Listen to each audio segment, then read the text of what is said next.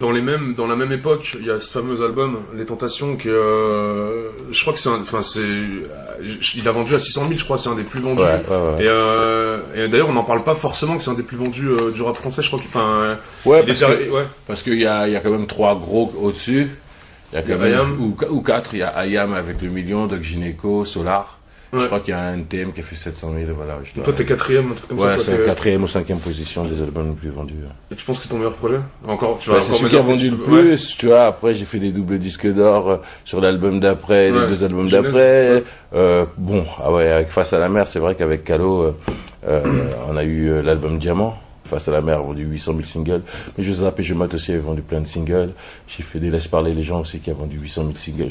J'ai des gros chiffres.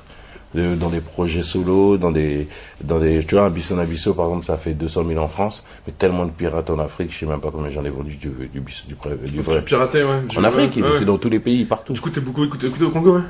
Bah, au Congo, oui, on a travaillé le Congo, on a fait des tournées africaines avec le Bisson Abisso. T'es quelqu'un de populaire là-bas, quoi. Bah oui, les gens me connaissent, okay. J'aime bien parce que comme on a aussi porté les couleurs du pays d'une certaine manière, les origines, on a toujours été droit dans nos bottes là-dessus. Ils nous le rendent bien. Ok. Avec le Bisson Abisso, c'était une réunion de Congolais, quoi. Ok, et pour rester sur cet album, ça c'est une question de mon pote Cyril qui a pas pu venir, qui bosse avec moi sur la radio. Lui, il voulait revenir sur le rôle qu'avait eu Akash sur cet album. Je crois qu'il a co-réalisé sur cet album, il a produit la moitié des sons, en fait. D'accord. J'allais bosser avec lui à Marseille un petit peu, et puis j'ai retenu 7 titres de notre collaboration. On a bossé pendant 2 semaines. La première fois, on a fait une 20aine de titres. Après, je suis reparti bosser une semaine. On a affiné, et de tout ça, il est resté 7 titres. On a finalisé, que j'ai finalisé, etc. Ouais. Donc la moitié de l'album était produit et co-réalisé par Akhenaton. Ok, et et lui, comment tu l'avais à cette époque-là? Style, c'est une histoire assez particulière parce que avec mes potes à 16 piges, on se louait des bungalows à Cassis pour partir en vacances. C'est les premières vacances où tu pars avec tes potes. Ouais. Et puis on était à Cassis, et puis un jour ou deux, on allait se faire un tour à Marseille, c'était pas trop loin.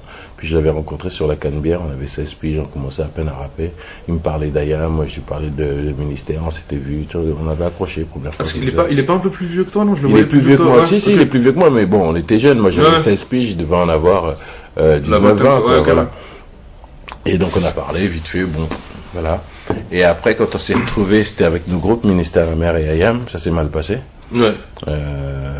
Et après, par manager interposé, éditeur, lui il faisait des sons, il voulait pas lasser ses sons, et il a fait des titres avec Stomy aussi pour l'album de Stomy, Dernier pas dans la mafia, des trucs comme ça. Et moi, en même temps, comme on était tout le temps ensemble, en même temps, il m'a fait écouter ses sons, et petit à petit, ça s'est fait comme ça. Ok. Et puis il y a ce fameux, c'est un autre classique encore. Et c'est un autre classique.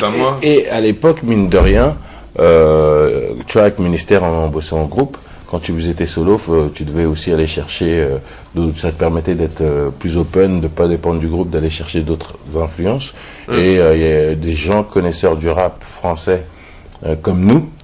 Il y avait pas beaucoup, il y avait Ayam, NTM ou Assassin ou les groupes de l'époque. Donc t'as pas beaucoup de choix, tu dis, dans les collaborations. À l'époque, il y avait pas forcément de choix, collaboration de travail, pas forcément de featuring, mais de travail. Et comme on le disait sur les Tentations par rapport aux albums du Mr. Hammer, les albums du Mr. Hammer, c'était très, même les instrus étaient hardcore, quoi. C'était voilà.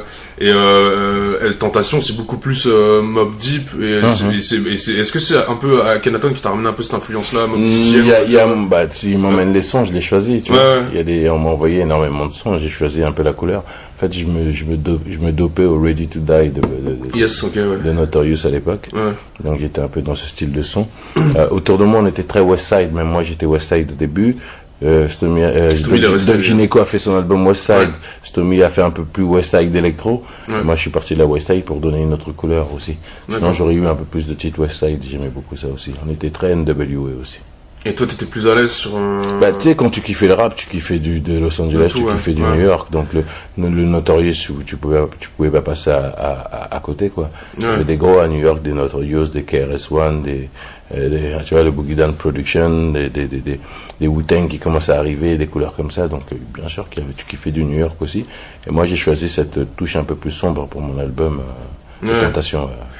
Ok, on en parle parce que c'est les 20 ans, comme tu disais tout à l'heure. Et justement, tu parlais d'une réédition. Alors, elle sortira fin d'année. Qu'est-ce qu'il y aura dans la réédition? Il y aura parce qu'il y avait une version à 15 titres, l'autre à 18 titres et 2 titres qui sont sortis, donc il y aura tous les titres là sur cette version-là. Okay. Il y aura un best-of aussi, donc mélangeant des titres de plein de projets que j'ai fait. Qui sont posés sur des mixtapes, etc. Des albums, des mixtapes, je me glisserai sûrement un Bissou, un ministère, tu vois, des trucs comme ça. Ça sera un double album avec l'album voilà, et l'album, le best-of, et puis voilà. Je vais peut-être y mettre 2 inédits, et puis voilà. Donc hiver prochain, quoi, et derrière une tournée. Exactement. Ok. T'as déjà plus d'infos là-dessus ou... Il commence à y avoir des dates. Je vais faire des petites dates là pour commencer. Les premières dates sont en mai. Ouais.